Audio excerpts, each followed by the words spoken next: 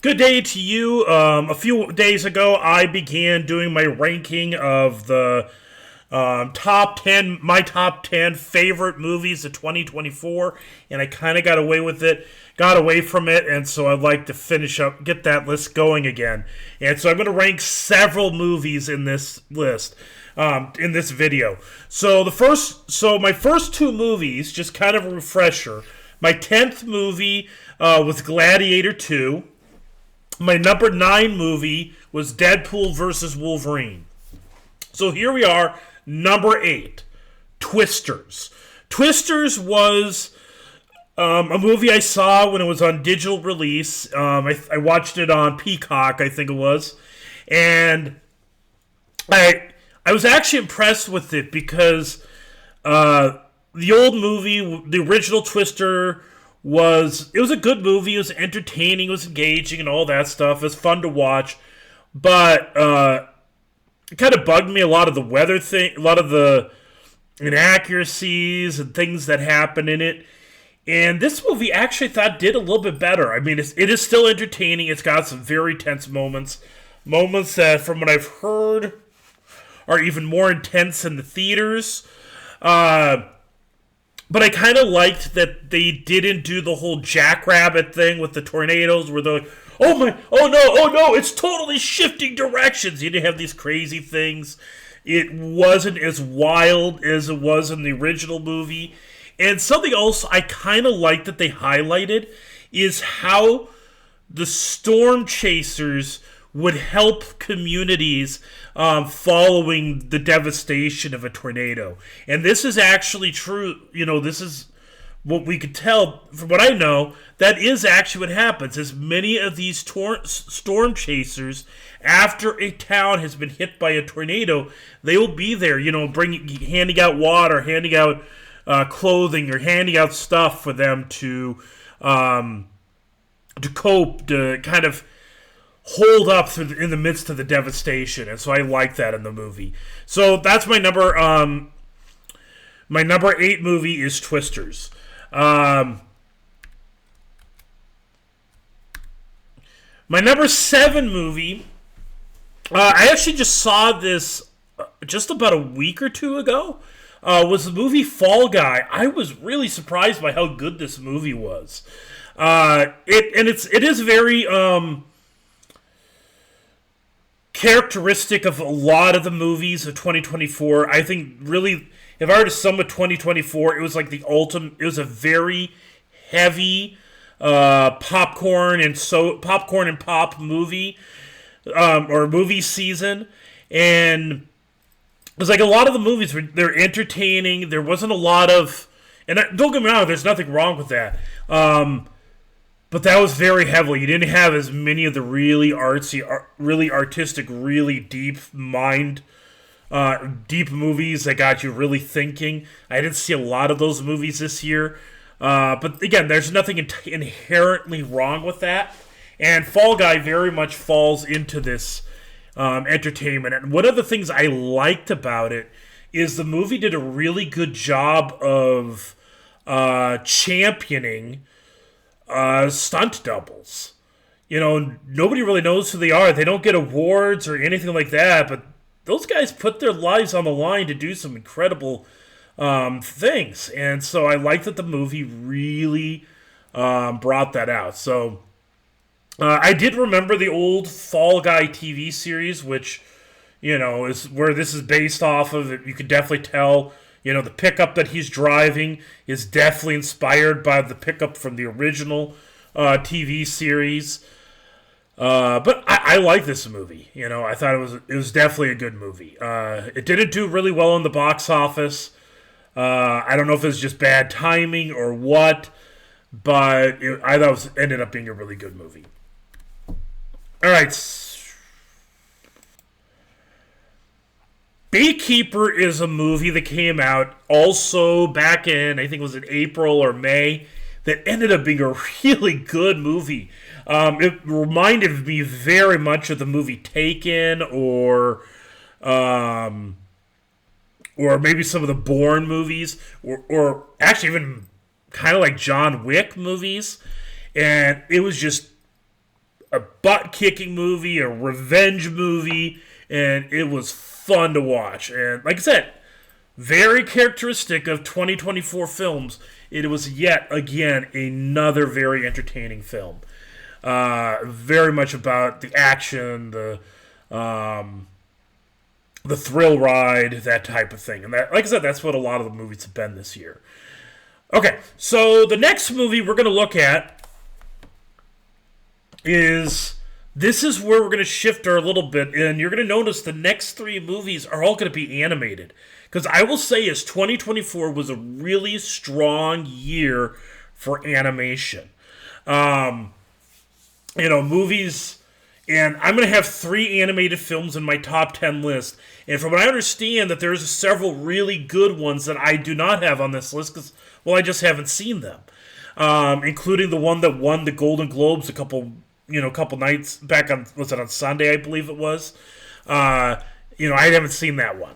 And there's a few others. But I'm going to start out with Inside Out 2. Inside Out, the first Inside Out was pretty much one of my favorite possibly my favorite animated movie ever made. I love that movie. It really, tugs at the heartstrings. And I love the film score by Giacchino. I'm not entirely positive that's how you pronounce his last name, but I love that movie. So take that into context. I went to see Inside Out 2, and which means my expectations were really, really, really high, set by the original movie. And I'm going to say that it did not match the first movie. I don't think it was as good. But it was still a very good movie.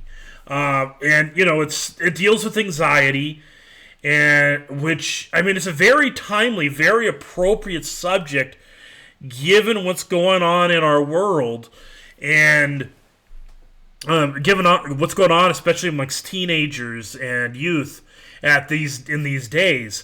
They talked about the anxiety epidemic. I know people say, well, people have always had anxiety. People have always been anxious. Yes, you're right. They have.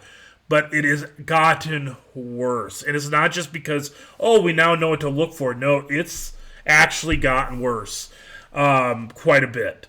And there's plenty of data out there to show that it spiked right around 2008 is when it really began to spike, and the spike is continuing.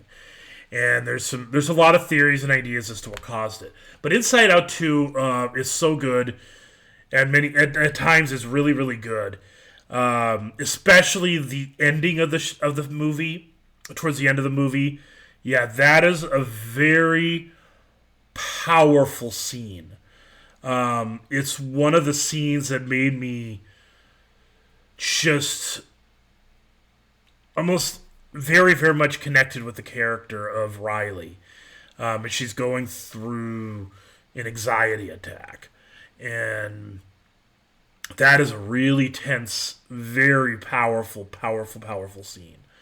The only reason I don't put this movie higher is the in-between. A lot of what goes on in the middle of the movie was good, but it felt kind of drawn out. It just didn't really stick as well. And so, like I said, I'm not saying it was bad. It just had a few weak points. But overall, I think this is a great movie. I don't think it's not really a movie that I'd say it's a kid's movie. Because I've heard this said, would you bring your kids to this? I guess. But I think a lot of kids will lose the overall messages and themes in it. But I would definitely say it's very good to watch with any kid that's over the age of 11, even teenagers, and into adults and college students. It's very good to watch because of the movie, much like the first Inside Out, is trying to give simple tools for parents to discuss and talk about emotions. And I did find interest in some people. I've heard some stories about this movie. It definitely has had an impact. Hearing stories about. I was actually watching Cinema Therapy, which I think is a great YouTube channel. They're just recently doing an interview, and they're talking about how this one girl, the 17-year-old girl, on the way home from the movie, turned to her father and said, "Hey, I've been having anxiety attacks like Riley was in the movie, and quite frequently. I just never knew how to say this to you." And so, in other words, this movie quite literally gave kids language and gave occasion for kids to speak up. And it would not be an exaggeration, as they said in cinema therapy, that some people are alive today because of this movie, which is a powerful testament to it. So I very much liked it. But like I said, I can't. It's not the highest of the animated films, and that's because it's kind of rough in the middle. All right, my next movie. If you had told me at the beginning of 2024 that Transformers 1 would have been one of my favorite movies of of the year, I would think you are nuts. I mean, I watched okay, here's the things Transformers 1 did not do well box office wise. And I know it's not a mystery. The studios tried, like, I wonder why it just didn't work. Well, it's not a mystery, guys. It's not really hard to figure it out. It's probably the same reason why I didn't see it on opening weekend. I actually watched it several weeks later because I started to hear the word of mouth that it was a good movie. The reason I didn't see it is, one, the Transformers franchise, the films, have not been really good since 1986 when the original movie came out. I mean, the Bumblebee movie was really good, but it's clear they really quickly abandoned that formula that worked. And so Transformers doesn't really have a lot of trust with the movie-going audience. People don't trust that it's going to be a good movie. All right, so that's the first thing going off. And then the trailer. I even just watched the trailer for the movie earlier, just a little bit ago. And I watch it, and it's like, I remember why you didn't want to see this. It looked like a cheesy, bad kids movie. And don't get me wrong, it is a movie that's very appropriate for kids. But the movie, when I sat and watched it, was so much more than what was advertised in the trailers. This kind of goes into the whole problem of trailer making these days. A lot of film trailers do a really bad job at advertising what their movie is. And so I went to see it after hearing a lot of people saying it was good, to my surprise. And wow, it was legitimately good. Now, does it completely keep with the original story of the origins of the Transformers? No, it doesn't. It actually kind of creates a new story. But I like that it incorporates elements of the original, like the role of the Quintessons is the fact that the Quintessons play a role in their creation. I like that they maintain that, and the relationship between the two that ended up being Megatron and Optimus Prime. I thought that was so well done. Like, I thought it was going to be really cheesy. We've seen this before type deal, and that's what the trailer gave my impression. But then I watched it, like, this is legitimately good. And when he becomes Megatron, it's heartbreaking. Like, I mean, you knew it was coming. You knew this was coming, but it hurt. You understood why he became Megatron, and it's so hurt, and you felt it in your gut when it happened. And I thought this movie was way better than I ever expected it to be. And a side note, I liked the incorporation of Bumblebee, and which was voiced by is it Key, I think, right? And he did the whole. They did the whole AA Ron little gag in there. I love that. But still, I mean, like I said, I love this. I was so surprised by how good this movie was. All right. So, all right, next movie on my list,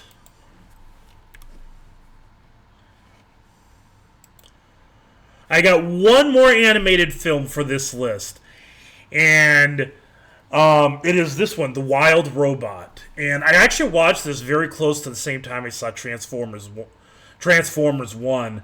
And I'm going to tell you that the two movies were very close. It was very close as to which one I liked the best. I kind of had a little bit of a bias because I love Transformers, and I grew up on it, watching the original TV show and collecting the Transformers themselves. I got a toy Optimus Prime up above my desk here in the office, so I have a little bit bias in that regard. But Wild Robots, so here you go. Must be the year of animated robot movies, I guess, being really good. But Wild Robot I sat there and I watched for a little bit. I'm like, oh, people are saying this is really good. And I'll admit, for the first 25 minutes, and the reason I went to it was the word of mouth, very similar to Transformers 1. I heard a lot of people talk about it. I heard people even say it was the best movie that DreamWorks ever did. I'm like, really? The studio that produced How to Train Your Dragon, you think that there's a movie better than that? Come on. And so I wanted to go check it out and see if people were right.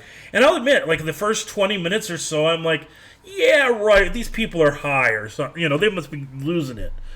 And then I start watching it more and more, and I'm like, okay, this is actually really good. And the relationship between the robot, the fox, and the